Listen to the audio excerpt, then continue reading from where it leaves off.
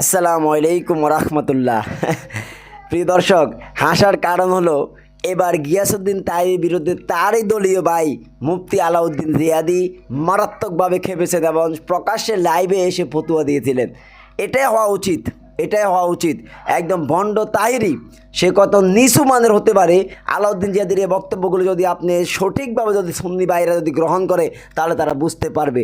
তো প্রিয় দর্শক, চলুন আমি কথা পরে বলতেছি, আগে আমরা আলাউদ্দিন জিয়াদির এই ভিডিও ক্লিপটি আমরা দেখে আসি। দেখুন সে গিয়াসউদ্দিন তাহিরিকে কি চরমভাবে দোলাই করলেন। আমি প্রতিবাদ করেছি আলাউদ্দিন জিহাদির জায়গায় আসতে তাহিরি সাহেব আপনার আরো 100 বার জন্ম নিতে হবে। আলাউদ্দিন জিহাদি আমিরে মুয়াবিয়া রাদিয়াল্লাহু আনহু সুন্নি আকীদার জন্য বিশাল এক দরবার ছেড়ে দিয়েছে, বিশাল এক দরবার ছেড়ে দিয়েছে আকীদার জন্য। আপনি পারবেন না। আপনার পীরের আকীদা একরকম, আপনার আকীদা আরেক রকম। আপনি ওয়াজে বলেন আমিরে মুয়াবিয়া রাদিয়াল্লাহু সাহাবী, আর ওয়াজ রাতের বেলা গিয়ে আবার বলেন শিয়াদের সাথে গিয়ে আপনি বুক মিলান। আপনার অবস্থান আর আমার অবস্থান এক না। আকীদার ব্যাপারে আলাউদ্দিন জিহাদি অনেক অনর। এখানে আসতে আপনার অনেক সময় লাগবে, আপনি পারবেন না। এই জন্য বলছি আকীদার ব্যাপার আমাকে বলার প্রয়োজন নাই। আকীদার ব্যাপারে আমি অনেক প্রমাণ দিয়েছি, কাউকে ছাড় দেই নাই পর্যন্ত। আইনুল হুদা সাহেবের মতো আলেমকে আমি ছাড় দেই নাই, মুফতি শাহ আলমকে আমি ছাড় দেই নাই আকীদার কারণে। বড় বড় আলেমদেরকে আমি তাদেরকে বিচ্ছিন্ন করে দিয়েছি আকীদার জন্য। আপনি পারবেন না, এত বড় অবস্থান নিতে আপনি পারবেন না। এই জন্য আমি বলবো কথাবার্তা যাই বলেন, আলোচনা।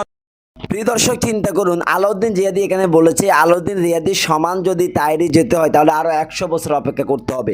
এক্ষেত্রে আমি আপনাদেরকে বলবো একটা কথা, যদি আলাউদ্দিন জিয়াদির সমান যেতে তাহিরির 100 বছর লাগে তাহলে শাইখ আহমদুল্লাহর অবস্থান কোথায়, এবং অন্যান্য যে আলেমদের বিরোধিতা তাহিরি করতেছে তাদের অবস্থান কোথায়? তাদের লেভেলে আসতে তো তাহিরি লাগবে 1000 বছর, আর 1000 বছর কেউ তো বাঁচা সম্ভব না।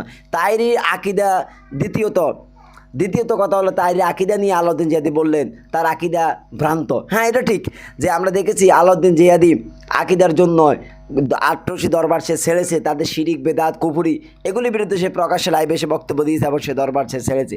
আর তাহিরির আকীদাদের ভ্রান্ত গলদ, এটা তো আপনাদের চোখের সামনে, এটা তো আমাদের চোখের সামনে তার এই ভয়েসগুলি, তার এই ভিডিওগুলি, তার ওয়াজগুলি, তার এই ভণ্ডামি জিকিরগুলি।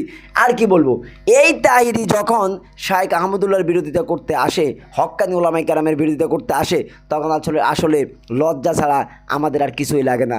তখন আমরা লজ্জা পাই। তাহিরির মতো একটা লোক যে তার নিজের গণ্ডি ঠিক করতে পারে না, যে লাগামহীন। আফসোস, এই যে আলাউদ্দিন জিয়াদি বলল যে আপনার পীরের আকীদা একরকম, আপনার আকীদা একরকম। আপনি আমিরে মুয়াবিয়াকে ওয়াজের ময়দানে বলেন সে সাহাবি, আর ভিতরে ভিতরে রাতের বেলায় আপনি শিয়াদের সাথে আতাত করেন।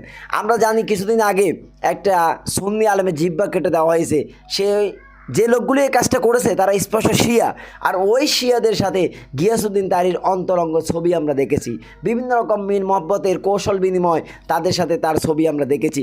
এতে কি বোঝা যায় তাহিরি এটা শিয়া?